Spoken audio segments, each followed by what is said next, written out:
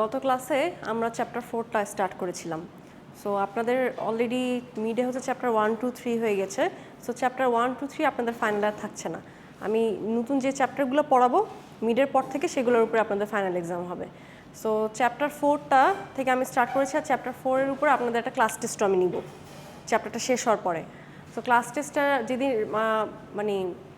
Class টেস্টটা হচ্ছে আমি চাচ্ছিলাম যে অনলাইনে নেওয়ার জন্য, কারণ মেজরিটি যেহেতু আর কি অ্যাবসেন্ট থাকে। সো আপনারা যারা ক্লাসে আসবেন ইদার আপনারা ল্যাপটপ নিয়ে আসবেন অথবা হচ্ছে মোবাইলে পরীক্ষা দিতে পারেন, ঠিক আছে? কারণ ওই টাইমটাতে আমি এক্সামটা নিব, মানে আপনাদের যে ক্লাস টাইমে পরীক্ষা হয় ক্লাস টাইমেই আমি পরীক্ষাটা নিব, ঠিক আছে? তো আপনার 10 মার্কসের একটা পরীক্ষা হবে, 30 মিনিটস টাইম থাকবে। আর কোশ্চেন প্যাটার্নটা হচ্ছে আপনাদের কনসেপচুয়াল কোশ্চেন থাকবে, কোনো মানে স্ট্রেট ফরওয়ার্ড কোশ্চেন না। ধরেন আপনার মতে কি মনে হয় যে আপনি হলে কি করতেন, এরকম টাইপের কনসেপচুয়াল কোশ্চেন থাকবে। 5 মার্কসে 2টা কোশ্চেন থাকবে। সো চ্যাপ্টার 4টা যেহেতু ক্লাস টেস্ট নিব, সো চ্যাপ্টার 4টা একটু ভালোভাবে দেখেন। হ্যাঁ, আপনাদের ক্লাসে যে 10 মার্কস থাকে, সো 10 মার্কস অনেক মার্কস আর কি। হ্যাঁ, অনলাইনে নেওয়া হবে, অনলাইনে এক্সামটা নিব। সো আপনারা যারা ফিজিক্যালি প্রেজেন্ট থাকবেন তারা হচ্ছে আপনারা আইদার ল্যাপটপ অথবা মোবাইল ক্যারি করলে পরীক্ষা দিতে পারবেন আর কি। আমি বলে দিলাম যদি অনেকে থাকে মোবাইল ফ্রেন্ডলি না, সো যদি পসিবল হয় তাহলে ল্যাপটপ নিয়ে আসলে বেটার হয়।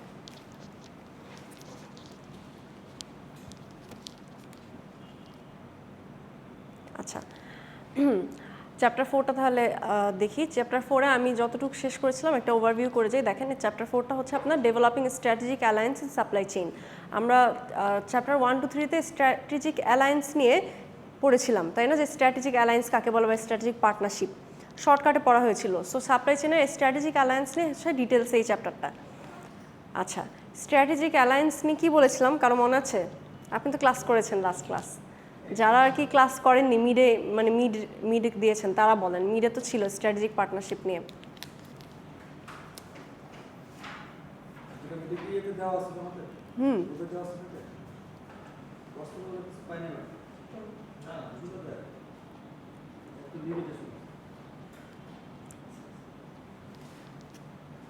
আপনাদের তো পোর্টালেও দেওয়া থাকে, আপনার স্টুডেন্ট পোর্টাল থেকে কিন্তু নিতে পারেন।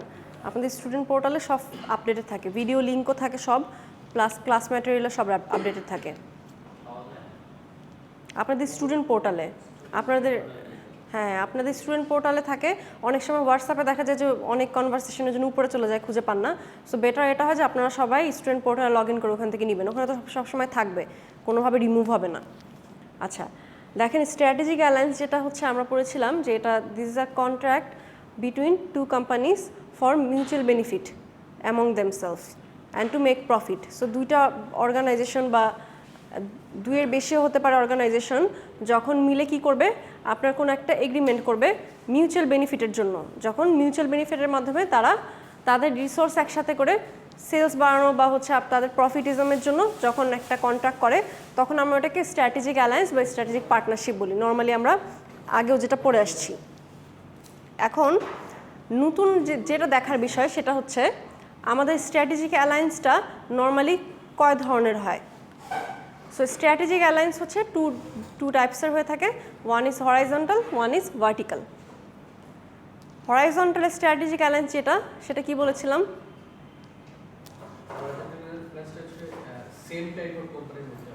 Same type of business farm বা কোম্পানির মধ্যে যেই আপনার এগ্রিমেন্টটা হয়ে থাকে সেটা। দ্যাট মিনস হচ্ছে যে আপনার যদি আমি টেকনোলজিক্যাল ইন্ডাস্ট্রির মধ্যে ধরি, তাহলে হচ্ছে আমি গত ক্লাসে বলেছিলাম ডেল অ্যান্ড মাইক্রোসফট, এদের মধ্যে যে কোলাবোরেশনটা হবে সেটা আমরা হরাইজন্টাল বলতে পারি, হরাইজন্টাল অ্যালায়েন্স। কেমন?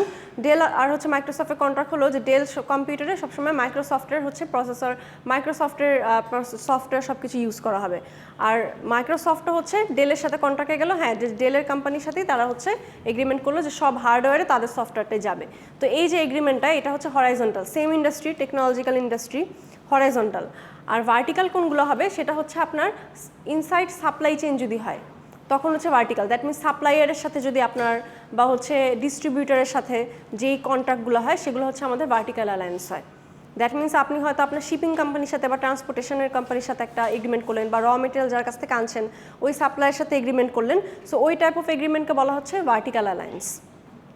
আর সেম ইন্ডাস্ট্রি বা হচ্ছে সেম আপনার ফার্মের মধ্যে যে এগ্রিমেন্টটা হয় মিউচুয়াল বেনিফিটের জন্য, that is our horizontal alliance.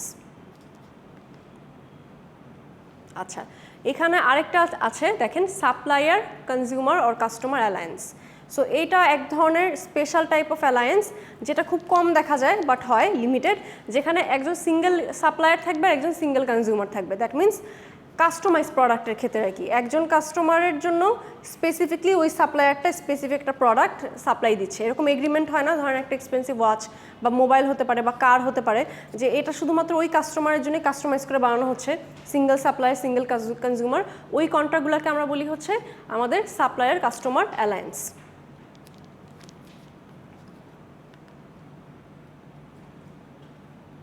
আচ্ছা, স্ট্র্যাটেজিক অ্যালায়েন্সে বলেছিলাম যে আসলে বেনিফিটগুলো কী কী, স্ট্র্যাটেজিক অ্যালায়েন্সগুলো আমরা কেন করে থাকি, কী কী বেনিফিট হতে পারে। হরাইজন্টাল অ্যালায়েন্সের যদি কথা বলি তাহলে হরাইজন্টাল অ্যালায়েন্সের মাধ্যমে কী ধরনের সুযোগ সুবিধা হয়, বেনিফিটস স্ট্র্যাটেজিক অ্যালায়েন্সে? সেম টাইপ অফ ইন্ডাস্ট্রির মধ্যে আমি এগ্রিমেন্ট করছি, সো এটাতে আসলে বেনিফিট কী হয়। আমরা গত ক্লাসে ডিবেট করেছিলাম, অনেকেই বলেছিল যে এটাতে তো মিস বেনিফিটের চেয়ে অনেক সময় হতে পারে আমার কম্পিটিটরের সাথে আমি কেন করব, কেন আমি এগ্রিমেন্ট করব। সো এখানে অ্যাকচুয়ালি বেনিফিটটা তাহলে কি, কেন কম্পিটিটরের সাথেও মানুষজন আসলে এগ্রিমেন্ট করে, ধরেন সেম টাইপ অফ ইন্ডাস্ট্রির মধ্যে কেন আর কি করতে পারে এগ্রিমেন্ট, কি মনে হয়?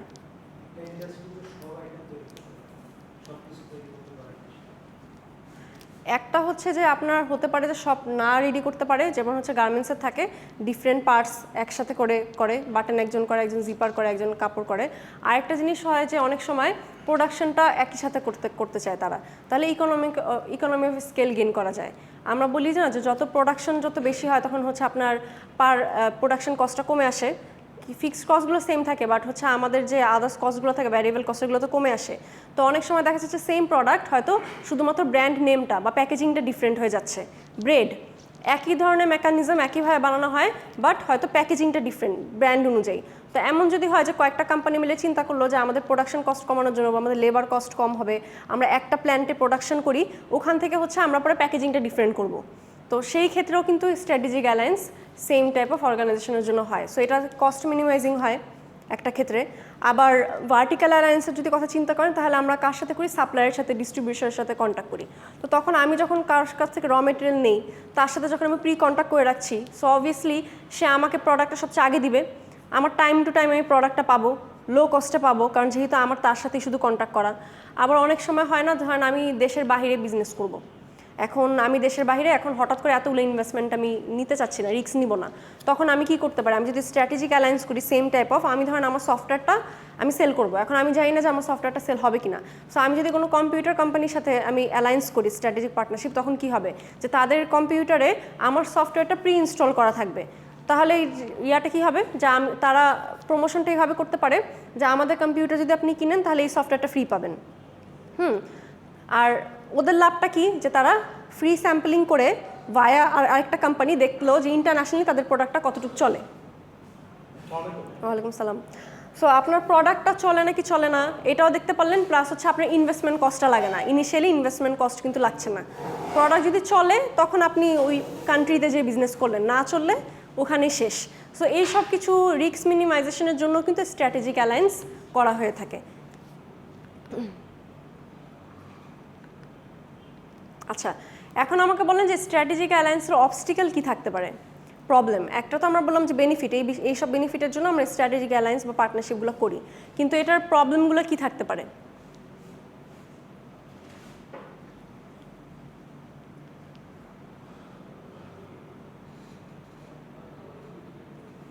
যে কোনো পার্টনারশিপেই আপনার নর্মাল কমন প্রবলেমগুলো কি দেখা যায়? ফার্স্টেই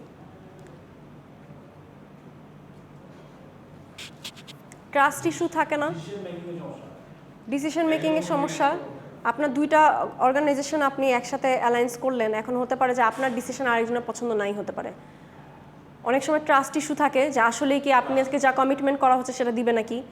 সো এই কিছু একটা, তারপর আবার অনেক সময় থাকে আপনি যখন ইন্টারন্যাশনালি অ্যালায়েন্স করতে যাবেন, ইন্টারন্যাশনাল কোনো কোম্পানির সাথে অ্যালায়েন্স করবেন, তখন কি হয় ওই দেশের গভর্নমেন্টের কিছু রুলস রেগুলেশন থাকে না, ওগুলো মানতে হয়। তো এই সব কিছু চ্যালেঞ্জ থাকে না, কালচারাল কিছু ইস্যু থাকে। সো এই কিছু চ্যালেঞ্জ এই জন্য স্ট্র্যাটেজিক অ্যালায়েন্সে থাকে, but most of them are benefit. কারণ আমরা বললাম যে আমাদের রিস্ক মিনিমাইজেশন হচ্ছে, কস্ট মিনিমাইজেশন হচ্ছে, আপনার ইকোনমি অফ স্কেল আপনি আর্ন করতে পারছেন, আপনার মার্কেট সম্পর্কে আপনি ভালোভাবে জানতে পারছেন, আরেকজনে ভায়া গেলে আপনার ইনভেস্টমেন্ট কস্ট লাগছে না। সো স্ট্র্যাটেজিক অ্যালায়েন্সের কিন্তু আপনার কনস হচ্ছে প্রোজ তাহলে মোটামুটি আমরা দেখলাম যে বেশি।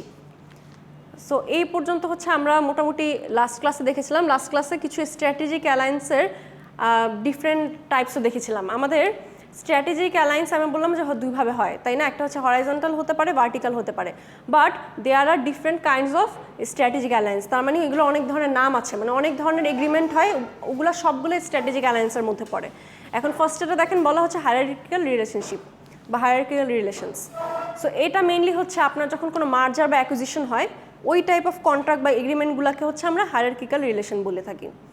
মার্জার নর্মালি কী হয় যে দুইটা অর্গানাইজেশন একসাথে জয়েন্টলি যখন কাজ করে, এগ্রিমেন্ট করে। আর অ্যাকুইজিশন কি, যখন একটা কোম্পানিকে পারচেস করে নিচ্ছে পুরোপুরি। সো এই দুই ধরনের আপনার কন্ট্রাক্ট, যে কন্ট্রাক্টটাকে আমরা বলে থাকি হায়ারার্কিক্যাল রিলেশন। এগুলো কিন্তু ওয়ান কাইন্ড অফ স্ট্র্যাটেজিক অ্যালায়েন্সের মধ্যে পড়ে। যেমন হচ্ছে আপনার মাইক্রোসফট হচ্ছে লিঙ্কডিনকে কিনে নিয়েছিল, acquisition. So this is one kind of hierarchical relations. এরপর সেকেন্ড দেখেন জয়েন্ট ভেঞ্চার্স।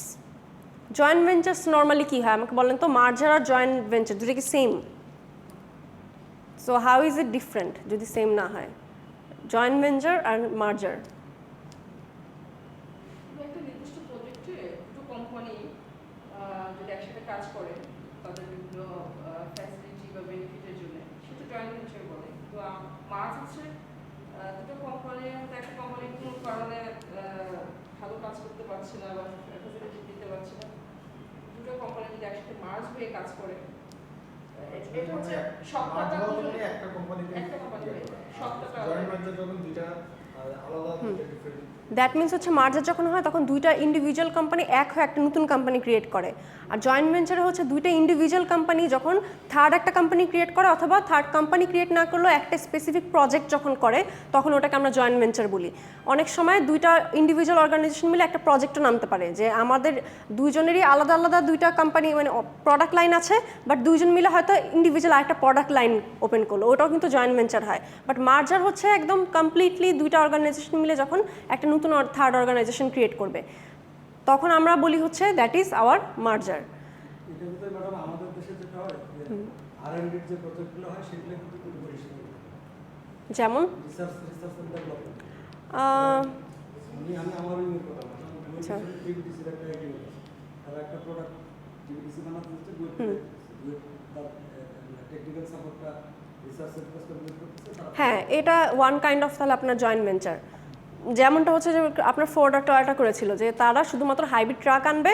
সো ফোর্ড আর টয়োটা দুটোই হচ্ছে they are individual organisation, they have individual product line, but তারা একটা প্রজেক্ট হচ্ছে একসাথে করলো, সেটা হচ্ছে হাইব্রিড ট্রাক তারা একসাথে করবে, ফোর্ড আর টয়োটা। সো আপনার ফোর্ডের ছিল যে তারা হচ্ছে আমেরিকার মার্কেটের লিডার ট্রাকের, so they know the market very well, তারা মার্কেট লিডার। আর টয়োটার ছিল যে তাদের টেকনোলজিটা, ট্রাকের টেকনোলজিটা অনেক বেটার ছিল। সো দুজন মিলে প্ল্যান করলো যে why not we build a hybrid truck. So তারা শুধুমাত্র দেখেন ইন্ডিভিজুয়াল অর্গানাইজেশন, বাট একটা থার্ড প্রোডাক্ট নিয়ে তারা এগ্রিমেন্টে গেল, কাজ করছে। So this is one kind of joint venture. এরপর হচ্ছে আমাদের ইকুইটি ইনভেস্টমেন্টস। ইকুইটি ইনভেস্টমেন্টস হচ্ছে নর্মালি কি, যখন আমি কোনো কোম্পানির স্টক বা শেয়ার পারচেস করে নিচ্ছি, তখন আমি ওই ততটুকু পার্সেন্টেজের জন্য I can be a owner or share holder. So that is our equity investment. এটা বিভিন্ন কোম্পানিতে হতে পারে যারা শেয়ার অফার করে। সো এটাও কিন্তু one kind of strategic alliance. এখন আমাকে বলেন তো ইকুইটি ইনভেস্টমেন্ট কীভাবে স্ট্র্যাটেজিক অ্যালায়েন্স হয়?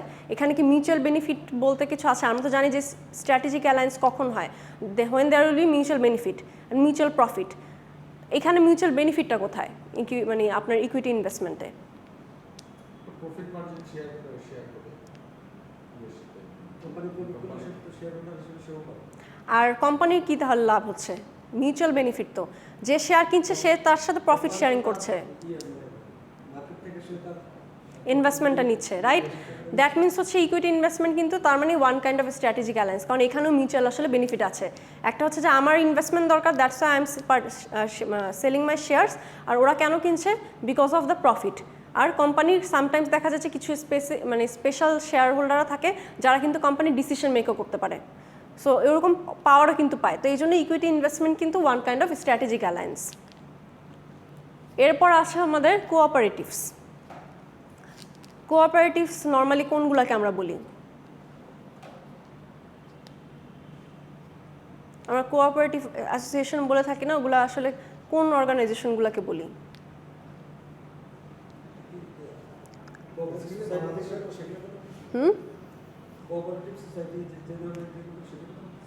মেইনলি হচ্ছে কোঅপারেটিভস হচ্ছে বলে যখন আপনার 2-3টা বা হচ্ছে বেশ কিছু ছোট অর্গানাইজেশন মিলে তাদের মিউচুয়াল বেনিফিটের জন্য একটা আলাদা সেপারেট একটা অর্গানাইজেশন ক্রিয়েট করে, তখন ওগুলোকে কোঅপারেটিভস বলে।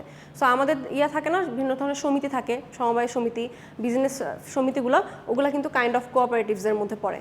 সো তারা মেইনলি কী করে, তাদের অনেক ছোট ছোট অর্গানাইজেশন হতো, তাদের পাওয়ার ওরকম নাই বা হচ্ছে তাদের বার্গেনিং পাওয়ারটা নাই, তো এই জন্য তারা একসাথে হয়ে যেন তারা তাদের রাইটটা আদায় করতে পারে, এই জন্য হচ্ছে বিভিন্ন ধরনের কোঅপারেটিভ সোসাইটি বা হচ্ছে অর্গানাইজেশন ক্রিয়েট করে কোঅপারেটিভস।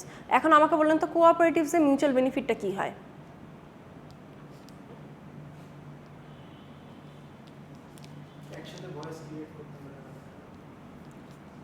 তাদের একসাথে রিস্ক শেয়ারিং থাকে না, বেনিফিটগুলো সব একসাথে থাকে না, একসাথে যখন কিছু অর্গানাইজেশন মিলে কাজ করবে তখন তাদেরকে মার্কেট পাওয়ার থাকে না, কাস্টমার কন্ট্রোলটা বেশি থাকে। সো এটা কি সবারই বেনিফিট হচ্ছে না একসাথে? ইটস নট লাইক যে একজন দুজনের বেনিফিট হবে, কারো হবে না। ডিসিশনগুলো এমন নিতে হবে, ওই অর্গানাইজেশনের ডিসিশনগুলো এমনই হয় যেখানে majority of the organizations will be benefited. এই জন্য হচ্ছে আসলে কোঅপারেটিভ এই সোসাইটিগুলো বা হচ্ছে অর্গানাইজেশনগুলো করা হয়। So these are our cooperatives. এরপর দেখেন রিসার্চ অ্যান্ড ডেভেলপমেন্ট কনসিডারেটা। লাস্ট ক্লাসে একটা পয়েন্ট বলতে ভুলে গেছিলাম, আজকে আমি এটা অ্যাড করে দিব, যেহেতু লাস্ট ক্লাসে ডিসকাস করেছিলাম। লাস্ট ক্লাসে যারা ছিলেন, এটা মেনলি কি রিসার্চ অ্যান্ড ডেভেলপমেন্ট কনসিডারেটা, এটা নর্মালি কাকে বলে?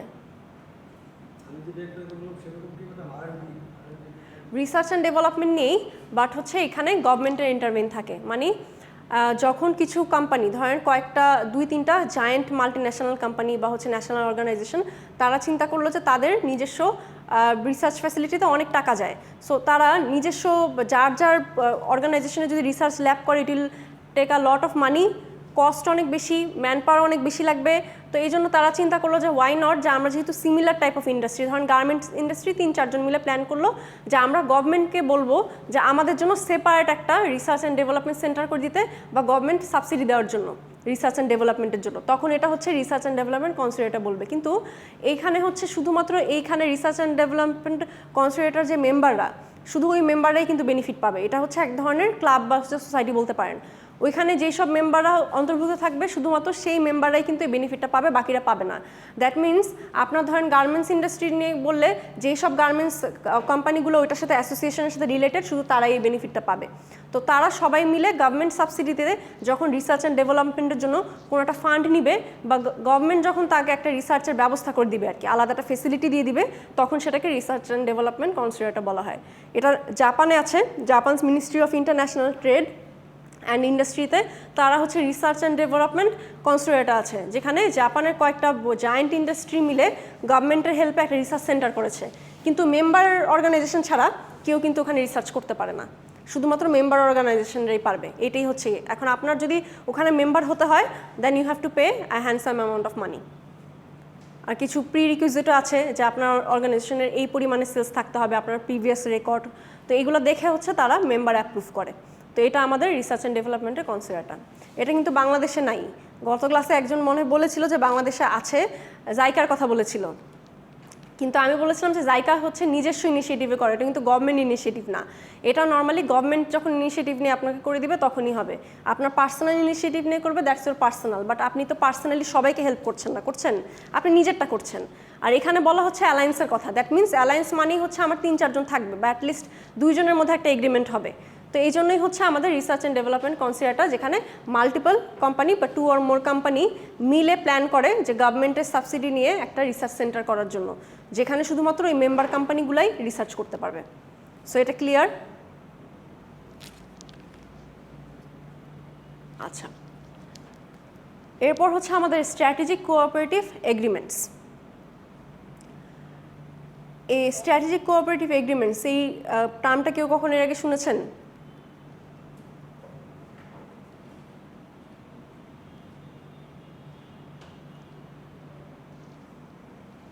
কি মনে হয় নামটা শুনে এটা কি হতে পারে?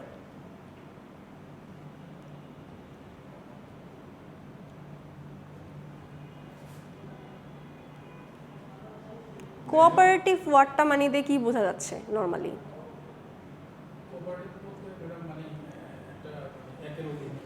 অ্যাসোসিয়েশন টাইপের হবে, তাই না? স্ট্র্যাটেজিক কোঅপারেটিভ এগ্রিমেন্টস তার মানে হচ্ছে তাহলে কাদের মধ্যে হয়? আমরা যেহেতু কোঅপারেটিভ নিয়ে পড়লাম যে কিছু অর্গানাইজেশন যখন তাদের নিজস্ব বেনিফিটের জন্য একটা অ্যাসোসিয়েশন ক্রিয়েট করে, মিউচুয়াল রিস্ক শেয়ার করে, বেনিফিট শেয়ার করে। স্ট্র্যাটেজিক কোঅপারেশনগুলো কীভাবে হয়? এই যে আপনার কোঅপারেটিভগুলো আছে না, এর মাঝখানে এদের মধ্যে যখন কোনো ডিসিশন নিতে হয়, এই ডিসিশনটা কি তারা একা নিতে পারে? ডিসিশন টেকার কি একা যখন কোঅপারেটিভে? সো যখন ডিসিশন নিতে হয় তখন কিন্তু তাদের সবার ভোটের মাধ্যমে নিতে হয়, মেজরিটি ভোটে।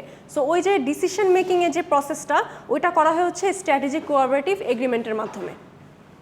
আমাদের এই কোঅপারেটিভসের যে আমি এতক্ষণ পড়ালাম, এখানে যে অর্গানাইজেশন ডিসিশনগুলো মেক করা হয়, ওগুলো যখন আপনার ডিসিশনটা মেজরিটির মাধ্যমে মেক করা হয়, তখন আমরা ওইটাকে বলি হচ্ছে স্ট্র্যাটেজিক কোঅপারেটিভ এগ্রিমেন্টস। মানে যতগুলো এগ্রিমেন্ট হবে বা ল ক্রিয়েট করা হবে, সবগুলো হচ্ছে মেজরিটি ভোটের মাধ্যমে করা হয়।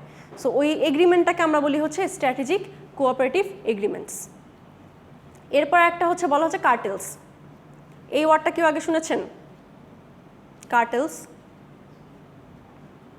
টার্ম, আপনার হয়তো নামটা শুনেননি, বাট হয়তো আপনার জিনিসটা সম্পর্কে আইডিয়া আছে। দেখেন, এখানে বলা হচ্ছে যখন মার্কেটে কিছু মেজর কোম্পানি অর্গানাইজেশন মিলে হাই প্রাইস আর কি নিয়ে রাখে, মার্কেট ম্যানিপুলেশন করে, তখন সেটাকে বলা হয় কার্টেল। তার মানে 3-4টা জায়ান্ট কোম্পানি তারা মিলে চিন্তা করলো যে আমার মার্কেট প্রাইসে এই প্রোডাক্টটার দাম 100ই হবে, মানে 100 হাই প্রাইস দিয়ে রাখে।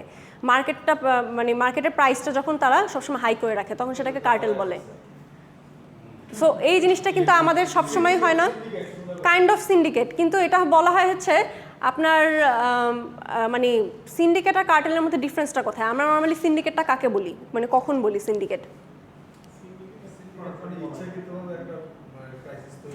ওটা হচ্ছে প্রোডাক্ট ক্রাইসিস, রাইট? আপনার সিন্ডিকেটটা আমি কখন বলি, যখন একটা প্রোডাক্ট ক্রাইসিস দেখিয়ে আমি চড়া দাম নিচ্ছি, হাই প্রাইস করছি। আর কার্টেলটা হচ্ছে আপনি প্রোডাক্ট ক্রাইসিস দেখাবেন না, আপনার প্রোডাক্টটাই সবসময় হাই প্রাইস থাকবে। মানে আপনি চিন্তা করবেন যে আপনাদের এই সিমিলার টাইপের প্রোডাক্ট ইউ সেল। সো আপনার প্রোডাক্টে ধর আপনারা মোবাইল কোম্পানি, সো 3-4টা মোবাইল কোম্পানি, অ্যান্ড্রয়েড কোম্পানি, তো 3টা জায়ান্ট কোম্পানি, 5-6টা মোবাইল কোম্পানি আছে, এর মধ্যে 3জন জায়ান্ট। ওই 3জন জায়ান্ট চিন্তা করলো যে আমার অ্যান্ড্রয়েডের এই মডেলটা, মানে এই ফিচার যদি মিনিমাম থাকে মোবাইলে, তাহলে মোবাইলের প্রাইস 20,000-এর নিচে হবে না। তো তারা কি মার্কেটে একটা অলরেডি প্রাইস সেট করে রেখেছে না যে এর নিচে কেউ সেল করতে পারবে না? So that is our cartel. তার মানে হচ্ছে আপনার প্রোডাক্টে ক্রাইসিস করবে না, কিন্তু মার্কেটে সবসময় হাই প্রাইস তারা করে রাখবে। হ্যাঁ, তো এইটা হচ্ছে তারা কার্টেল, এই সিস্টেমটাকে আমরা বলি কার্টেল। প্রোডাক্টের ক্রাইসিস না, বাট আপনি প্রোডাক্টটা এমনভাবে দেখাবেন প্রাইসটা সবসময় হাই করে রাখবেন, তখন সেটাকে কার্টেল বলা হয়। অনেক হাই ব্র্যান্ডের প্রোডাক্ট থাকে না, আমরা বলি না যে ভিতরে ওরকম কী আছে এটা যে এত দাম হবে শুধু ব্র্যান্ডের জন্য, তারা কিন্তু এই জিনিসটা করে। ওই সমমানের ব্র্যান্ডের দেখবেন সবার, ধরুন একটা ব্যাগ বলেন বা হচ্ছে আপনি যেটাই বলেন, ওই সমমানের ব্র্যান্ডের কিন্তু কিনতে যাবেন সেমই থাকবে, কিন্তু প্রোডাক্ট কিন্তু খুব একটা এমন না যে প্রোডাক্টের মধ্যে খুব আহামরি কিছু আছে। কোয়ালিটি নর্মালি, মানে এক তো আহামরি না যে আপনি ওটা 1.5 লাখ বা 2 লাখ দিয়ে কেনার মতো, কিন্তু ওই সমমানের যে ব্র্যান্ড আছে সবাই দেখবেন ওই প্রাইসেই সেল করে প্রোডাক্টটা, কারণ তাদের মধ্যে একটা অ্যাসোসিয়েশন আছে যারা চিন্তা করে রেখেছে যে এর নিচে প্রোডাক্টটা সেল করবে না। তো এটা হচ্ছে আমাদের কার্টেল। এরপর আসে আমাদের ফ্র্যাঞ্চাইজিং। ফ্র্যাঞ্চাইজিং তো মোটামুটি সবাই জানেন। What is ফ্র্যাঞ্চাইজিং? ফ্র্যাঞ্চাইজিংয়ের শর্ত কি? অনলি ব্র্যান্ড, প্রোডাক্ট ইউজ করতে পারবে, ইন্টেলেকচুয়াল প্রপার্টি রাইটও থাকতে পারে বা প্রোডাক্টও শেয়ার করতে পারে। দ্যাট মিনস যখন কোনো পার্টির মধ্যে এগ্রিমেন্ট হয় যে আমি আমার ব্র্যান্ড নেমটা তোমাকে ইউজ করতে দিব, বা হচ্ছে আমার গুডউইলটা ইউজ করতে পারবা, বা আইদার আমার প্রোডাক্টটা ইউজ করা যাবে, তখন ইট ইজ কল্ড ফ্র্যাঞ্চাইজি, দুজনের এগ্রিমেন্ট। আর ইন রিটার্নে সে কী পাবে? একটা ইনিশিয়াল একটা পেমেন্ট পায়, প্লাস প্রফিট শেয়ারিং, দুইটাই কিন্তু থাকে ফ্র্যাঞ্চাইজিংয়ে। দ্যাট মিনস আমি যখন আমার ব্র্যান্ড নেম বা আমার গুডউইল বা আমার প্রোডাক্ট ইউজ করতে দিচ্ছি, সেটার এগেনস্টে যখন আমি একটা ফিক্সড অ্যামাউন্টে পে পাচ্ছি, প্লাস প্রতি মাসে আমাকে প্রফিট শেয়ারিং করা লাগছে, that is called our franchise agreement. So এই ফ্র্যাঞ্চাইজিং নর্মালি বাংলাদেশে তো অনেকগুলোই আছে, তাই না? বার্গার কিং আছে, KFC আছে, এখন পিজা হাট আছে, সবই তো ফ্র্যাঞ্চাইজিং। আছে, KFC এখনো আছে। KFC তো আমাদের নিজস্ব দেশের না।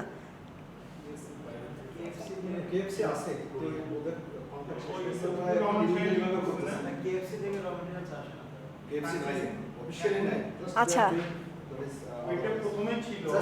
হ্যাঁ কিন্তু ওরা তো ওদের নামটা ইউজ করছে তাই না, প্রোডাক্ট হয়তো এখন ইউজ করে না বাট নাম তো ইউজ করছে। ইন্টেলেকচুয়াল প্রপার্টি যদি থাকে তাও ইট উইল বি কল্ড ফ্র্যাঞ্চাইজিং। ফ্র্যাঞ্চাইজিং বিভিন্ন ক্যাটাগরাইজ আছে, ওটার মধ্যে লাইসেন্সিংও পড়ে। সো ওটা আগে দেখতে হবে যে তারা কি শুধুমাত্র প্রোডাক্ট ইউজ করে নাকি হচ্ছে শুধু গুডউইল ইউজ করে, তখন আবার ওটা লাইসেন্সিংয়ের ক্যাটাগরিতেও পড়ে যায়। ঠিক আছে, সো যদি প্রোডাক্ট ব্র্যান্ড নেম এগুলো ইউজ করে তখন আমরা ইউজুয়ালি ফ্র্যাঞ্চাইজিং বলি, বাট এটার মধ্যে ক্যাটাগরাইজ আছে। কেএফসির কন্ট্রাক্ট শেষ হয়ে গেছে, আমি সেটা দেখলাম না, আমি আজকেও দেখলাম বাট এরকম কোনো ইনফরমেশন দেখলাম না ইন্টারনেটে। আচ্ছা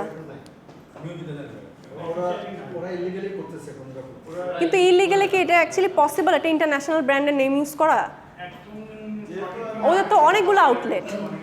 আগে থেকে করে আসতেছে, হঠাৎ করে হয়তো এখন সবগুলো বন্ধ করে দিলে ওরা বলতেছে যে আমাদের নেগোসিয়েশন চলতেছে, আপনারা যখন যাবেন হ্যাঁ ওরা বলতেছে যে আমরা নেগোসিয়েশন আচ্ছা আলোচনা চলতেছে, আবার নতুন করে করবে, এই ফাঁকে ব্যবসা করতেছে। তার মানে ওরা মানে কন্ট্রাক্ট রিনিউ করবে এই করেই হচ্ছে চালিয়ে যাচ্ছে, কিন্তু রিনিউ এখনো করে নাই আর কি। কিন্তু এটা বেশি দিন তো টিকবে না এইভাবে করে, আপনি রিনিউ না করে কয়দিন থাকবেন? ওদের তো আপনার মনে হয় না যে সু করে দিব, ইন্টারন্যাশনাল কোম্পানি না, সরি এমএনসি, সো এত তো ইজি না যে আপনাকে এমনি হচ্ছে ছেড়ে দিবে। আলটিমেটলি হয়তো করোনার কারণে বিভিন্ন এক্সকিউজ দেখে এটা আটকে রেখেছে, বাট এটা তো এতদিন থাকবে না। দেখবেন যে আইদার সুন কেএফসি চলে যাবে আর না হলে হচ্ছে রিনিউ করতে বাধ্য হবে, দুটো থেকে একটা। কিছু কিছু ব্র্যান্ড আছে তারা এত বড়, তাদের ধরেন বাইরে যে ছোটখাটো কান্ট্রিতে ওদের লোগো ওদের নাম চললে ওরাও ওরা মনে করছে যে তাদের মেন ফোর্স নাই, তারা যেতে সার্ভে এক্সপোর্ট করবে, এটা ধরেন নাইকি ইজ দ্য ওয়ার্ল্ডের নাম্বার 1, নাইকি লিখতে হয় না, তার শুধু লোগোটা দিলে আপনি বুঝবেন দিস ইজ নাইকি। কিন্তু নাইকের লোগো তো কত জায়গায় ইউজ করা, আমাদের তো ফুটপাথ থেকে একটা আপনি স্যান্ডেল কিনলে ওখানে নাইকের লোগো দেখবেন, বাট একটু চেঞ্জেস করে দেয়, মানে সামান্য একটু চেঞ্জেস করে আর কি, দেখবেন করে সামান্য একটু লোগোর কালারে দেখবেন চেঞ্জ করে, না হলে সামান্য একটু আঁকাবাঁকা করে, কারণ এক্স্যাক্টলি আপনি দিতে পারবেন না। এটা হচ্ছে কাছাকাছি রাখে আর কি, এটার সিস্টেমটা হচ্ছে আপনি কালারটা সিমিলার রাখবেন, প্যাটার্নটা সিমিলার রাখবেন যেন কাস্টমাররা কনফিউজড হয়ে যায়।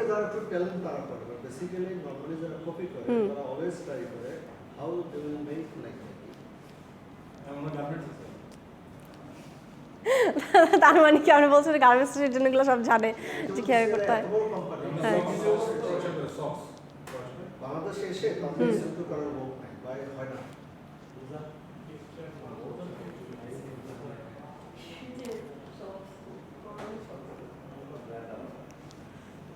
তারপরে কিছু কিছু ব্র্যান্ড আছে তাদের সারা ওয়ার্ল্ডে অনেক নাম, বাট তাদের কাছে কম, তো ওরা এগুলি করে, তাদের টিম থাকে ওয়ার্ল্ড ওয়াইড। যেমন বাংলাদেশে ধরেন অনেক ফ্যাশন ব্র্যান্ড আছে, অনেক নাম করে, ভালো চলে, এখানে স্যুট তৈরি করে ব্র্যান্ড, ওদের কিন্তু অফিস আছে, ওরা রোড করে যায়, ওরা দেখে ওদের কোনো জিনিস কেউ ফলো করে কিনা, ওরা যে রিডার্স বলেন, নাইকি বলেন, বা আদার্স বলেন, পিটার ইংল্যান্ড, এদের ওই লোকজন নাই, সবাই করে, মানে জানলে করে। এখন হচ্ছে এতগুলা কান্ট্রির মধ্যে সবসময় ওইভাবে মনিটাইজেশনটা ঠিক হয় না। ওরা অনেক রিনাউন্ড ব্র্যান্ড, বাট ওরা হচ্ছে এত বেশি আউটলেট না, ওরা হচ্ছে আউটলেট কম, এই জন্য কন্ট্রোলে রাখতে পারে, মানে আউটলেট কম থাকলে কন্ট্রোলে রাখা যায়। ওরা কিন্তু চাইলে পারে, ইটস নট লাইক যে ওরা, কেএফসিকে আপনার মনে হয় শুধুমাত্র মানে আমেরিকা থেকে এত ছড়ালো কীভাবে করে, মানে মানুষজন জেনেই তো এক কান্ট্রিতে ভালো ছিল আরেক কান্ট্রিতে গেল, সো এমন কি পারে না, ওদের তো আসলে কোয়ালিটি ভালো, সার্ভিস ভালো, ওরা কিন্তু চাইলে অন্য অন্য জায়গায় যেতে পারে, বাট তারা হচ্ছে কাস্টমাইজ মানে তারা কনসেন্ট্রেটেড একটা মার্কেট রেখেছে যে এই কান্ট্রি ছাড়া যাবে না। হয়তো তারা চেয়েছে যে আমরা ম্যাক্সিমাম প্রফিট মেজরিটি মানে মাইনরিটি থেকেই আনবো, একটা কনসেপ্ট থাকে না যে আপনার কাস্টমার গ্রুপ ছোট, বাট ওই ছোট কাস্টমার গ্রুপ থেকে you are making huge profit, so তখন তো আপনার এতগুলো কাস্টমার গ্র্যাব করার দরকার নেই, বরঞ্চ বেশি কাস্টমার গ্র্যাব করলে কী হবে, আপনার কোয়ালিটি খারাপ হয়ে যাবে, আপনি জানেন যে আপনি ওই পরিমাণে সার্ভিস বা ম্যান পাওয়ার দিতে পারবেন না, তখন কোয়ালিটি খারাপ হয়ে যায়। সো এই জন্য কিছু বড় বড় ব্র্যান্ড থাকে যারা শুধুমাত্র সফিস্টিকেটেড কিছু দেখবেন ক্লায়েন্ট নিয়েই কাজ করে বা কয়েকটা কান্ট্রি নিয়েই কাজ করে, বেশি কান্ট্রিতে তারা যায় না, তারা মনে করে তাদের কোয়ালিটিটা ডিটোরেট হয়ে যাবে, সো এটা সমস্যা থাকে। আর যেগুলো হচ্ছে দেখবেন কমন, এই যে কেএফসি বলেন, পিজা হাট, ওরা হচ্ছে কেএফসি কেন করবে না বলেন, ওরা হচ্ছে বিভিন্ন মানে বাহিরে গেলে আমার মুদির দোকানের পাশে থাকে না যে পুরি সিঙ্গারা দোকান, ওদের হচ্ছে লাইক মানে কেএফসি ম্যাকডোনাল্ডস হচ্ছে ওরকম, আর এতটাই চিপ, এটা বাংলাদেশে এসে দামি হয়ে গেছে, এই জন্য হচ্ছে ওদের আসলে এরকম। হ্যাঁ, মানে ওদের ব্র্যান্ডটা তো আসলে খুব সস্তা বা অ্যাকচুয়ালি কিন্তু সস্তা, কিন্তু আমাদের দেশে এটা দামি। এই জন্যই কিন্তু তারা সব জায়গায় যেতে চায়, কারণ তাদের একটা কমন জিনিস, কমন প্রোডাক্ট সব জায়গায় পাওয়া যাবে। কিন্তু আমাদের কাছে সেটা আমরা অনেক কিছু মনে করি, কিন্তু জিনিসটা আসলে না। বা বাহিরের মানুষজন চিন্তাই করতে পারবে না যে একটা চিকেন হচ্ছে তারা 150 টাকা দিয়ে এক পিস মুরগি খাবে, এটা চিন্তাই করতে পারবে না। এটা তাদের প্রতিদিনের ডে টু ডে মিল, ওদের $1 দিতে হয় না ওটার জন্য, বাট আমাদের দেশে হচ্ছে ইটস এক্সপেন্সিভ। আচ্ছা, এরপরটা দেখেন sub contractor networks. Sub contract আমরা অ্যাকচুয়ালি কোনগুলাকে বলি? সাব কন্ট্রাক্ট বলি না যে সাব কন্ট্রাক্টে কাজ করে, তার মানে অ্যাকচুয়ালি আমরা কি বুঝাচ্ছিলাম? মানে আমার কাজটা আরেকজনকে দিয়ে করাচ্ছি contract, right? Normally sub contractor কাজগুলো কারা করে? এটা কিন্তু গভর্নমেন্টে বেশি হয়।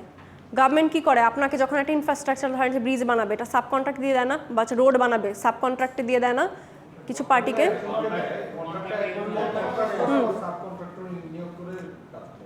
এই জন্য এটা সাব কন্ট্রাক্টর নেটওয়ার্ক। নর্মালি কি হয়, গভর্নমেন্ট যখন কোনো প্রজেক্ট নেয় তখন কিন্তু মাল্টিপল কোম্পানির সাথে প্রজেক্টটা শেয়ার করে, একজন কিন্তু নেয় না। ধরেন এই যে পদ্মা সেতু যে বানালো, ওখানে কি একটা সিমেন্ট কোম্পানি ছিল, একটা রড কোম্পানি ছিল? মাল্টিপল ছিল না? দেখবেন পদ্মা সেতু হওয়ার সাথে সাথে পেপারে বড় বড় পেজ আসতো না, শাহ সিমেন্ট, তারপর আরও কিছু ছিল, মানে সবাই বলে যে আমি পদ্মা ব্রিজে হচ্ছে আমার সিমেন্ট ব্যবহার করা হয়েছে। হ্যাঁ, তখন আসলে কিন্তু সবাই এই জন্যই মাল্টিপল দেয়, কারণ গভর্নমেন্ট আসলে এরকম বায়াস ডিসিশন নিতে পারবে না। মাল্টিপল কন্ট্রাক্ট গভর্নমেন্টের এইসব বড় বড় কাজে দেখা যায় যে এরকম সাব কন্ট্রাক্টর নেটওয়ার্ক থাকে, যে 3-4 জন অ্যাসোসিয়েশন মিলে একটা নেটওয়ার্ক হয়, ওদেরকেই হচ্ছে নেটওয়ার্কের কাজটা দেয়। এখন এটা সিঙ্গেল কাউকে দিবে না, আপনি যদি নিজে চেয়ে যান দিবে না। আপনি তখন কি করতে হয়, কন্ট্রাক্টটা পাওয়ার জন্য আপনি আপনার সমমানের 3-4 জনের সাথে কন্ট্যাক্ট করবেন যে আমরা যেহেতু এখানে জায়েন্ট আছি, তাহলে আমরা মিলে হচ্ছে গভর্নমেন্টকে প্রপোজালটা দিব। তখনই সাব কন্ট্রাক্টর নেটওয়ার্কগুলোকে হচ্ছে আপনার কাজ দেওয়া হয়। So that is our sub contract network, যখন হচ্ছে গভর্নমেন্টের সাথে কোনো এগ্রিমেন্ট হয়। এই ব্যাপার ছোট স্কেলে যদি হয়, এটা তো মানে বড় একটা প্রজেক্ট হবে। ছোট স্কেলে যেটা হয়, যেমন আমি একটা টেন্ডারে পার্টিসিপেট করলাম, আমি টেন্ডারটা পাই, কাজটা আমার করা, আমি কি করলাম, মাল পাইকে দিলাম, ওটা তো আপনার পার্সোনাল। হ্যাঁ, ওটা হচ্ছে আপনি সাব কন্ট্রাক্টরকে আপনি নিজে হচ্ছে কাস্টমাইজ করে শেয়ার করে নিচ্ছেন, তাই না? কিন্তু ওটা তো আপনার সিঙ্গেল। কন্ট্রাক্টের ভিতরে আমার ইয়ে থাকে, উল্লেখ থাকে যে সাব কন্ট্রাক্টর আপনি কি কাজটা দিতে পারবেন নাকি দিতে পারবেন না।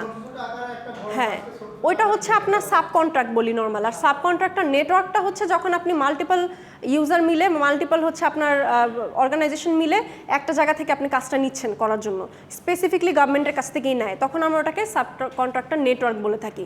আর শুধুমাত্র যদি আপনি যে বললেন সিঙ্গেল, যে আমি সিঙ্গেল অ্যাপ্লাই করে সিঙ্গেল নিলাম, তখন ওটা হচ্ছে আপনি you are working as a subcontractor. এরপর আমাদের আসা হচ্ছে industry standards group. Industry standard group নামটা শুনে কি মনে হচ্ছে যে কিছু একটা স্ট্যান্ডার্ড নিয়ে কথা বলা হচ্ছে না, ল নিয়ে কথা বলা হচ্ছে, কিছু একটা রাইট নিয়ে কথা বলা হচ্ছে। এটা হচ্ছে দেখেন মেইনলি যে আপনার একটা অর্গানাইজেশন, ধরেন ম্যানুফ্যাকচারিং কোম্পানি যদি হয়, তাহলে তারা কোন টেকনোলজি ইউজ করবে, বা ম্যানুফ্যাকচারিং কোম্পানিতে তারা কী পরিমাণে প্রোডাকশন করবে, প্রসিজারটা কী হবে, হাইজিন ইস্যু কতটুকু থাকবে, এমপ্লয়ি ওয়ার্ক আওয়ার কতটুকু হবে, এই যে এই জিনিসগুলো যে আপনার সব ঠিক করা হয় লগুলা, এটাকে হচ্ছে ইন্ডাস্ট্রি স্ট্যান্ডার্ড গ্রুপ বলে। যারা হচ্ছে একই সমমানের কোম্পানি কিছু মিলে তারা হচ্ছে কিছু প্রিন্সিপাল সেট করে তাদের নিজস্ব কোম্পানির জন্য। সো ওই প্রিন্সিপালটা মোটামুটি থ্রু আউট দ্য মানে ইন্ডাস্ট্রি সেমই থাকে। এটা মেনলি কোনগুলোতে হয়, যেসব অর্গানাইজেশনগুলো স্পেশালি আপনার এক্সপোর্টিংয়ে যায় তাদের জন্য, কারণ তাদের কিছু স্ট্যান্ডার্ড গাইডলাইন মানতে হয় না, স্পেশালি গার্মেন্টস ইন্ডাস্ট্রি। তখন দেখা যায় যে তারা একটা নিজস্ব এরকম প্রিন্সিপাল ফলো করে যে এর নিচে আমরা যাব না বা এর উপরে আমরা করবো না, কারণ দেখা যাবে তাদের প্রোডাক্ট তাহলে বাইরে যেতে সমস্যা হয়ে যায়। এটা হচ্ছে আমাদের ইন্ডাস্ট্রি স্ট্যান্ডার্ড গ্রুপস। মেডিসিনের ক্ষেত্রেও থাকে, স্পেশালি গার্মেন্টস এখন খুব বেশি মানা হয়, কারণ হচ্ছে রানা প্লাজার ইনসিডেন্টের পরে গার্মেন্টসটা অনেক স্ট্রিক্ট হয়ে গেছে না এখন রুলস রেগুলেশনে। সো এই জন্য আপনার তো গার্মেন্টস আছে, আপনি নিজেই ভালো বলতে পারবেন, এখন তো আগের চেয়ে অনেক স্ট্রিক্ট। হ্যাঁ, এখন রানা প্লাজা ইনসিডেন্টের পরে অনেক কিছুই দেখি যে স্ট্রিক্ট হয়ে গেছে, আপনার রুলস রেগুলেশন অনেক বেশি মানা হয়। আপনার খরচ বাড়বে না, আপনি এত টাকা প্রফিট করছেন, তো আপনি কোনো ইনফ্রাস্ট্রাকচার ঠিক না করলে তাহলে কেন, মানে আপনার তো সোসাইটিকে কিছু দিতে হবে, এটা সাস্টেনেবিলিটি ডেভেলপমেন্ট বলতে কথা আছে, সিএসআর বলে কথা আছে না। সো আপনি এত কোটি কোটি টাকা যখন প্রফিট করবেন, then you have to give something to the society, right? So আপনি আপনার নিজের ভালোর জন্যই করবেন, যেন আপনার এমপ্লয়িরা হেলদি থাকে, হ্যাপি থাকে, আর সোসাইটি ডেভেলপমেন্ট হোক, তাই না?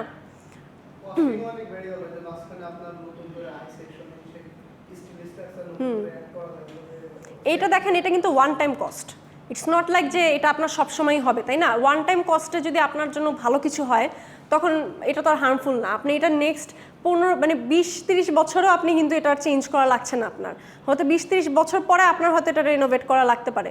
সো এরকম কিছু ফিক্সড কস্ট আসলে এটা তাদের প্রথমেই করার কথা ছিল, যেটা তারা করে নেই, এখন তারা করছে। এটা ফার্স্টেই কিন্তু তাদের করার কথা ছিল। প্রথম করে নাই যার জন্য প্রচুর পরিমাণে কাজ পাইছে, হ্যাঁ এখন করার কারণে ক্র্যাশ বাড়তেছে, কাজ পাচ্ছে, এটা কি কোনো জায়গায় চলে যাচ্ছে। হ্যাঁ, আমাদের দেশে তো এই ধরনের ইন্ডাস্ট্রিয়াল প্রবলেম অনেক আগে থেকে আসছে। আমরা তো সমস্যার সম্মুখীন হওয়ার পরে সমাধান করতে পারি। হ্যাঁ অবশ্যই, কারণ আমাদের দেশে ইলেকট্রিসিটি প্রবলেম দেখেন না, সমস্যা হওয়ার পরে তারপর আমরা এখন সমাধান করছি, সব বন্ধ করে দিচ্ছি। হ্যাঁ, কিন্তু যখন ছিল তখন আমরা দেখি নাই যেটা শেষ হয়ে গেলে তখন আমার ব্যাকআপ কি আছে। তখন ইভেন আপনি দেখবেন সামনে গ্যাস নিয়েও এটাই হবে, মানে যেই ট্রেন্ডে যাচ্ছে কিছুদিন পর দেখবেন গ্যাসও এরকম থাকবে না, এক এক এলাকায় এক এক ঘন্টা করে থাকবে না, এটাই হবে। স্টোরেজ করে রাখা যায়, যদি স্টোরেজ করে রেখে ব্যবস্থা করতে পারতো তাহলে না অনেক স্যার এগুলি বেসিক্যালি ম্যাডাম এই যে ইন্ডাস্ট্রি স্টার্ট হচ্ছে সারা ওয়ার্ল্ডে কিছু ইন্টেলেকচুয়াল পিপল থাকে, তারা বেসিক্যালি তাদের মেধা করে, নেগেটিভ ওয়ে হোক পজিটিভ ওয়ে তারা প্র্যাকটিস করে। এটা ইন্ডাস্ট্রি গার্মেন্টস ইন্ডাস্ট্রি বাংলাদেশে আছে, তারা আছে। এটা আবার কিছু বায়ার আত্মীয় অথবা বায়ার নিজে এগুলি নিজেরা তৈরি করে এটা ইলিগালভাবে আপলোড করে চাকরি করে, যে এগুলো বললাম এটা কেন সাপ্লাই দেয়, এটা এক ধরনের পলিটিক্স, নিজস্ব পলিটিক্স, বেসিক্যালি কিছুই আসে না। কারণ আপনার বাচ্চাকে আপনি দুঃখ করেন, আমার ছেলেকে আমি স্কুলে পাঠাবো, this is our common duty. একজন গার্মেন্টস ওনার সেরকম স্টার্ট করে, তার ওয়ার্কারকে সে বেতন দেবে, তার স্টাফকে সে বেতন দেবে। এখন এক পার্সন সে পুশ করবে, সে আমাকে অ্যাডভাইস করবে তোমার ওয়ার্কারকে এসিতে রাখবা, তোমার ওয়ার্কারকে 3টে বাথরুম দেবা। এইটা বেসিক্যালি একদম একটা ইন্টারন্যাশনাল পলিটিক্স। এগুলো ইন্টারন্যাশনাল পিপল। আমার কথা হচ্ছে বেসিক হিউম্যান লেবার ল তো আপনাদের মানতেই হবে, বেসিক লেবার লটা তো মানতেই হবে। এখন এটা আমরা একটা কথা বলতেছি গার্মেন্টস অ্যাসোসিয়েশন, এটা অলরেডি আমরা এস্টাবলিশ নিয়ে যাচ্ছি। আমাদের গভর্নমেন্টের যে পলিসি আছে, আমাদের গভর্নমেন্টের তো একটা নিজস্ব লেবার ল আছে, লেবার ল এটা গ্রাজুয়ালি হচ্ছে। যেমন একটা কঠিন তারা এই যে স্টপ করেছিল গার্মেন্টস ইন্ডাস্ট্রিতে, টেক্সটাইল ইন্ডাস্ট্রিতে এখন ওইটা আমরা এখন এটাকে ইগনোর করতেছি। যেন তোমরা ইভেন চানার অবস্থা এত স্ট্রং, কোনো বায়ার যদি কোনো কমপ্লেন্সের কথা বলে তোমার আমাকে প্রবলেম দরকার নেই, ইভেন কমপ্লেন্স আমি ফলো করবো। এবং নট অনলি দ্যাট, যদি কোনো বায়ার বলে যে তোমার ফ্যাক্টরি দেখো, সাপোজ তুমি আমাকে দেখে they have the bargaining power but we don't, এটাই তো সমস্যা। We don't have the bargaining power. আপনি বার্গেনিং পাওয়ার তো নেই, আপনি না বললে না ওরা অন্য কারো কাছে চলে যাবে, লসটা তো আমাদের, কারণ আমাদের দরকার, ওদের তো দরকার না। ওরা তো চিপে ভিয়েতনাম থেকেও পেয়ে যাবে, সমস্যা কি, ইন্ডিয়া থেকে নিবে। এটা একটা ইন্টারন্যাশনাল পলিটিক্স, তারা এগুলি মেনটেন করতে হয় বাধ্য হয়। আমার কথা হচ্ছে যে বেসিক লেবার লটা মানাটা জরুরি, এরপরে বাকিটা হচ্ছে অর্গানাইজেশনের পলিসি অনুযায়ী মানলেই হয়। বাট প্রবলেম হয়ে গেছে কি যে বেসিক লেবার ল মানে নাই দেখি সমস্যা। ধরেন আপনার কিন্তু এগুলো নিয়ে এত আগে ঘাটাঘাটি করে নাই, কখন ঘাটাঘাটি শুরু করা হয়েছে যখন আপনার 2টা পরপর ঘটনা হলো, রানা প্লাজা তাজিন গার্মেন্টসের 2টা ঘটনার পরেই কিন্তু হচ্ছে এই জিনিসটা বেশি ফোকাস লাইটে চলে আসছে, মানে লাইম লাইটে চলে আসছে। সো ওই ন্যূনতম আসলে যদি স্ট্যান্ডার্ডটা মানতো তাহলে কিন্তু জিনিসটা হতো না, মানে প্রবলেমে পড়ছে নিজেদের জন্যই, এটা কিন্তু বলতেই হবে। বাইরের কান্ট্রিতে আপনার গত 2 বছর বা 3 বছর আগে অনেক বড় বড় বা ঠিক আছে বিশাল বিশাল বিশাল বার, যেখানে ডেইলি সন্ধ্যা করে 7,000-8,000 লোক ঢুকে, রাত্রে 12টা বেলা, এরকম 2-একটা বার এখন পুড়ে গেছে, মানুষ মারা গেছে। সেটার উপর কিন্তু ওদের গভর্নমেন্ট যে এটা করে দিচ্ছে, গভর্নমেন্ট যে আপনাদের সব কিছু ভর্তুকি দিয়ে দিচ্ছে, সাবসিডাইজ করে দিচ্ছে, আমাদের তো গভর্নমেন্ট কিছু দেয় না। আমাদের গভর্নমেন্ট যা দেয় ওটা তো এনাফ না, বরঞ্চ যেটা অ্যালোকেট করে সেটাও আমাদের কাছে আসে না। প্রবলেম তো এখানেই, গভর্নমেন্ট তো স্ট্রং না। আপনার গভর্নমেন্ট যখন আপনাকে সাপোর্ট করবে তখন আপনি বিপদে পড়লে আপনি বলবেন যে আমার গভর্নমেন্ট আছে, তুমি দেখার কে। বাট আপনার গভর্নমেন্ট তো আমাকে কিছু দিচ্ছে না, আপনার নিজেরটা আপনি নিজেই ঠিক করতে হবে, আপনার মেস আপনি নিজেই ক্লিন করবেন, তখনই তো সমস্যা। এখন ওরা যে পলিসি বানিয়ে দিয়েছে আপনার গভর্নমেন্ট তো কিছু বলে না, বলে কেন বলবে? আপনারা ক্রিয়েট করছেন, আপনারা করবেন, গভর্নমেন্টের এখানে কোনো মাথা ব্যথা নেই। ওরা গভর্নমেন্ট নেও না দেও না, শুধু ট্যাক্সটা দিবে, ট্যাক্স দেওয়ার সময় থাকবেন আপনি। হ্যাঁ, এছাড়া আর কোনো কিছু তো নাই, রোল প্লে নাই।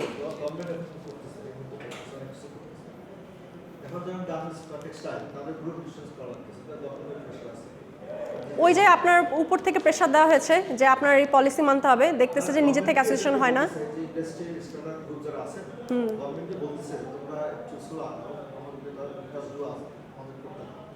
আমাদের জিনিস এখন গভর্নমেন্ট করবে, আর গভর্নমেন্ট বলতেছে this is our our thing, so let us do us. হ্যাঁ, এখন যেমন গভর্নমেন্ট যেগুলো নিজের হাতে নিয়েছে দেখবেন যেগুলো স্লো প্রসিজারই হবে, একটার পর একটাই হবে, কিন্তু যখন কিন্তু গভর্নমেন্ট যখন নাই তখন আপনাকে বাইরের কথা শুনতে হয়, তখন তো একটা মেস হবে এই কান্ট্রিতে, আপনি বাইরের কথা শুনে করছেন। গ্রাজুয়েটের কি আমরা অনেক বেশি কস্টিং বাট প্রাইস কিন্তু পাচ্ছি। আজ থেকে 5 বছর আগে একটা টি-শার্ট আমি $1 20 সেন্টে পাইতাম, এখন আমার সেটা 99 সেন্টে করতে হচ্ছে। কস্টিং কিন্তু আমার এখন মার্কেট তো কম্পিটিটিভ, এটাও তো বুঝতে হবে যে আপনার তো লো প্রাইসে সেম জিনিস পায়। এখন আপনার যদি কস্টিং মানে আপনার যদি ভালো প্রাইস চাইতে হয় তাহলে আপনার তো ইউনিক জিনিস লাগবে, ভ্যালু অ্যাড করতে হবে না। আমরা মার্কেটিংয়ে যেটা পড়ি এখন আমাদের দেশে তো ওরকম, আপনি বলেন তো কয়জন হচ্ছে ফ্যাশন ডিজাইনিং পড়ে আসে, টেক্সটাইল ইঞ্জিনিয়ারিং পড়ে আসে, কয়জন আপনার এরকম আছে? এখনও কম। মানে নর্মাল আপনার BBA MBA এর তুলনায় কয়জন থাকে? খুবই কম। আর আমাদের তো আপনার পড়ালেখার আপনি মানে পাবেন কোথা থেকে? আমাদের এরকম পড়ালেখা করায় কয়টা ইউনিভার্সিটি আছে? লেদার টেকনোলজি নিয়েই তো আমি একটাই শুনে আসছি ঢাকা ইউনিভার্সিটির আন্ডারে, ওই যে হাজারীবাগে একটাই দেখি। আপনারা আর কোনোটা দেখেছেন যে যারা লেদার টেকনোলজি নিয়ে পড়ালেখা করে? অথচ আমাদের সবচেয়ে মানে গার্মেন্টসের পর আমি যেটা মনে করি যে আমাদের সবচেয়ে বেশি যেটা ইন্ডাস্ট্রিতে ফোকাস দেওয়া উচিত ছিল, মানে অপরচুনিটি ভালো ছিল, দ্যাট ইজ অল লেদার। জানি তো না, প্রচার নাই, প্রমোশন নাই, জানে না এইটার সম্পর্কে, নলেজই নেই কোনো।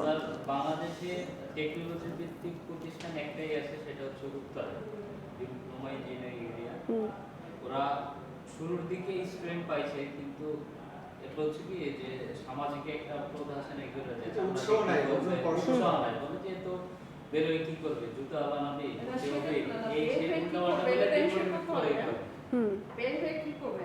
আমি যখন একটা ভাইবা নিচ্ছি তো টেক্সটাইল থেকে লোয়ার গ্রেডের পরীক্ষা দিচ্ছি, প্রাইভেট জবে যেতে চাচ্ছে না। কেন? কারণ ওখানে মানে জবের সিকিউরিটি নেই, সেফটি নেই, টাইমিং নাই, তো এই সব কিছু তো তাকে দিতে হবে। আর এখন তো চিন্তা ভাবনা করে যে আমি লেখাপড়া করে কি করব যদি গভর্নমেন্ট। কিন্তু আপনি চিন্তা করেন, আপনি তো শর্ট টাইমের চিন্তা করতেছেন। আমি এটাও রাইট মনে করি যে জব কি করবে, কিন্তু এটা তো শর্ট টাইম প্ল্যান। ধরেন এই যে এখন যারা জবে ঢুকে গেছে, আচ্ছা যারা জবে ঢুকে গেছে তারা ঢুকে গেছে, কিন্তু যারা জবে ঢুকতে পারেনি তাদের কথা চিন্তা করেন। এই যে গতানুগতিক পড়ালেখা, 2 দিন পরে তো এই পড়ালেখা দিয়ে কোনো কিছু হবে না, তখন কি করবেন?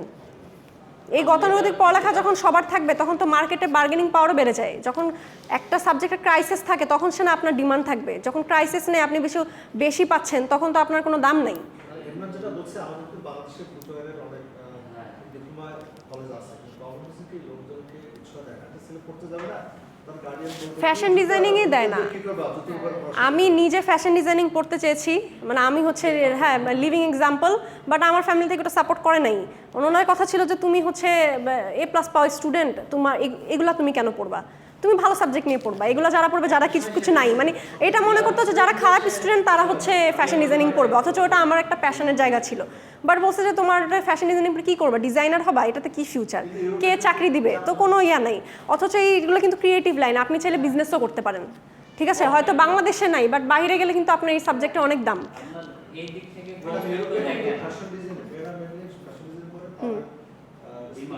ডিমান্ড অনেক বেশি এবং তাদের স্যালারি বেশি, সুবিধা বেশি, কম কাজ করে। বাংলাদেশে আপনি শুনলে হাসবে, বলবে যে কি করবেন, আর মনে করবে যে আপনাকে টেইলার দিবেন, বিজনেস বেশি হলে অনলাইনে করবে, এর চেয়ে বেশি কোনো কিছু না। যেটা করছে গার্মেন্টসে এই রিলেটেড পড়াশোনা করাবে, সেখানে পড়তে গেলে সবথেকে কস্টিং বেশি। ওটা করা উচিত ছিল সবথেকে লো কস্টে ভালো বিজেপি গভর্নমেন্টে তো সবসময় আসলে লো কস্ট থাকে, যেখানে ঢাকা ইউনিভার্সিটি হচ্ছে পুরাটাই গভর্নমেন্টের পড়ে।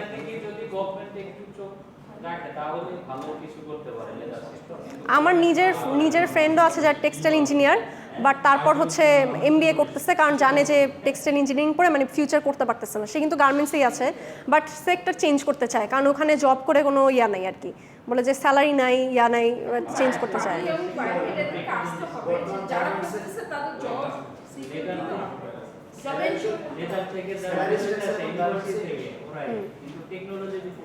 আলটিমেটলি না হবে, হ্যাঁ এটা হচ্ছে প্রথম দিকে যারা একটু কষ্ট করে তাদের কিন্তু ফিউচারে যারা থাকে তাদের জন্য সুবিধা হয়। হ্যাঁ এখন ইনিশিয়ালি কষ্ট, কিন্তু আপনি চিন্তা করেন যখন স্টুডেন্ট হয়ে যাবে, আচ্ছা স্যার যেহেতু আসছে 2 মিনিটে শেষ করি।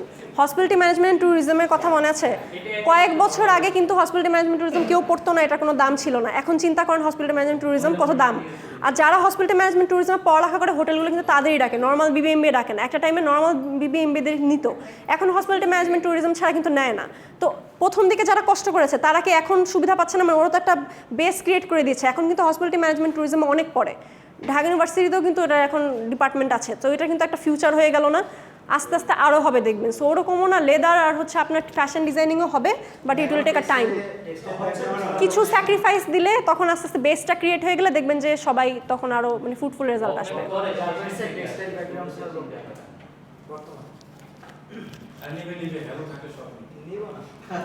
আচ্ছা আমরা তাহলে এই পর্যন্ত আজকের টপিকটা রাখি। আমরা ইনশাল্লাহ নেক্সট ক্লাসে হচ্ছে আমাদের কনসেপচুয়াল মডেলটা দেখবো, ঠিক আছে? তো নেক্সট ক্লাসে আমরা এই চ্যাপ্টারটা শেষ করে আপনারা তারপরে ক্লাস টেস্টের জন্য তাহলে প্রিপারেশন নেন, ঠিক আছে?